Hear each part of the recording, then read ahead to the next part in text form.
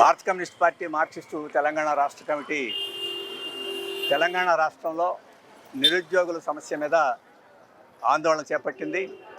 అలాగే ఇంతకుముందే నిరుద్యోగులందరూ joint action కమిటీలుగా ఏర్పడి రాష్ట్రంలో ఆందోళన చేస్తూనే ఉన్నారు.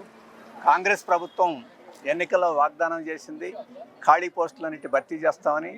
కానీ 2 ఏళ్ళు కావస్తున్నా కానీ భర్తీ చేయడానికి పూనుకోవడం లేదు.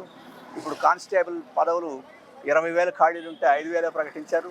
ఇలాగా అనేక పద్ధతుల్లో చేసిన వాగ్దానాన్ని అమలు చేయకుండా కాలక్షేపం చేస్తుంది కాంగ్రెస్ ప్రభుత్వం. ఇది న్యాయం కాదు.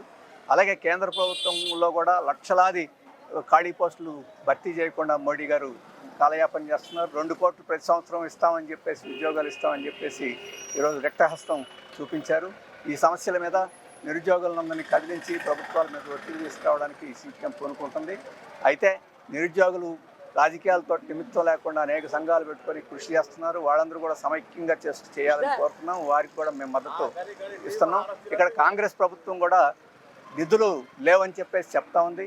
కేంద్ర ప్రభుత్వం రాష్ట్ర ప్రభుత్వాలకి నిధులు కోత పెడుతూ తెలంగాణకు కూడా తీవ్రమైన అన్యాయం చేస్తుంది. దాని మీద కూడా కాంగ్రెస్ ప్రభుత్వం ముందుకొచ్చి ఆందోళన చేయాలి, చేసి నిధులు రాబట్టాలి. ఆ నిధులతో నిరుద్యోగులకి ఉపాధి కల్పించడమో లేకపోతే ఉపకార వేతనం ఇవ్వడమో చేయాలి.